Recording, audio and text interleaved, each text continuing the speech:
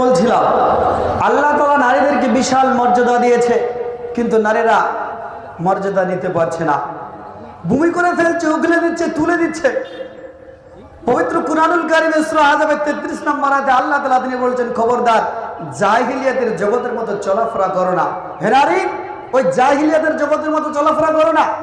জাহিলিয়াতের যুগ কাকে বলা হয়? আপনি খুব ভালো করে কান খাড়া করে শুনে নিন, জাহিলিয়াত কাকে বলে। আল্লাহ রাব্বুল আলামিন সরাসরি তিনি বলছেন, অকরনা ফি বুয়ুতিকুন্না ওয়ালা তাবাররাজনা তাবাররাজাল জাহিলিয়াতিল উলা।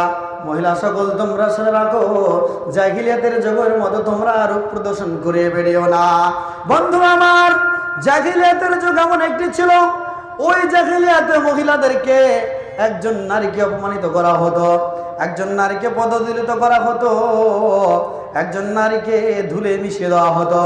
আমরা বর্তমান টয়লেটে যখন যাই, পায়খানায় যাই, শুধুমাত্র কাজ ছেড়ে চলে আসি, দ্বিতীয়বার টয়লেটে দেখা করি না, দ্বিতীয়বার আমরা পায়খানায় বাথরুমে প্রবেশ করি না, কারণ নোংরা জায়গা।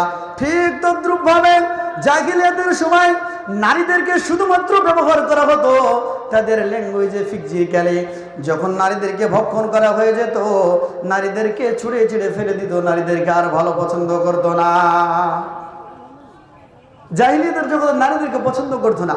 আল্লাহ তাআলা তিনি বলছেন, এই জাহিলিয়াতের মতো তোমার রূপ প্রদর্শন করো না। তাফসীর ইবনে কাসিরে উল্লেখ করা হয়েছে, ইমাম মুজাহিদ রাহমাতুল্লাহ আলাইহি তিনি বলছেন, জাহিলিয়াতের ওই মহিলাকে এমনটা বোঝায় যে নারী রাস্তাঘাটে চলাফেরা করে পুরুষের মতো করে, পুরুষদের ড্রেস পরিধান করে চলে, এ হলো জাহিল, জাহিলিয়াতের অন্তর্ভুক্ত। হিব্বান রাহমাতুল্লাহ আলাইহি তিনি বলেন, পোশাক পরিধান করে একজন নারী, কিন্তু ভালো করে পোশাক পরিধান করে না।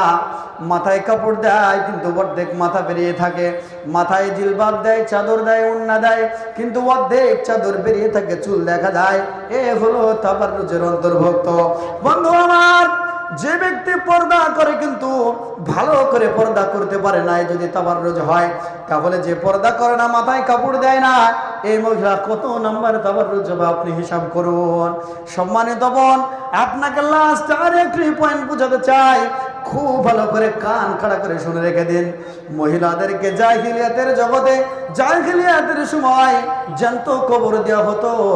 কাউকে 5 বছরে পুঁতে দেওয়া হতো, কাউকে 10 বছরে পুঁতে দেওয়া হতো, কাউকে বিবাহ যখন যৌবনে পদার্পণ করতো তখন পুঁতে দেওয়া হতো। একজন সাহাবী রাসূলের দরবারে কান্না করছেন, যার নাম সদা রাদিয়াল্লাহু তাআলা আনহু। সদা রাদিয়াল্লাহু তাআলা আনহু রাসূলের কাছে এসে মন খারাপ করে বসে আছেন। নবী বলছেন, সদা তুমি ইসলাম গ্রহণ করেছো, কি ব্যাপার, ইসলাম কি পছন্দ হয় নাই? তোমার পিতামাতার কথা মনে পড়েছে নাকি গো? তোমার সন্তানের কথা মনে পড়েছে নাকি গো? সদা রাদিয়াল্লাহু তাআলা আনহু বলছেন, রাসূল গো, পৃথিবীর জাগতিক সম্পদের প্রতি এত মায়া করি না, আমার স্ত্রীর প্রতি এত মায়া করি না, সন্তানের প্রতি করি না। ইসলাম কেমন ভাবে ভালোবেসেছি, পৃথিবীর কোনো বস্তু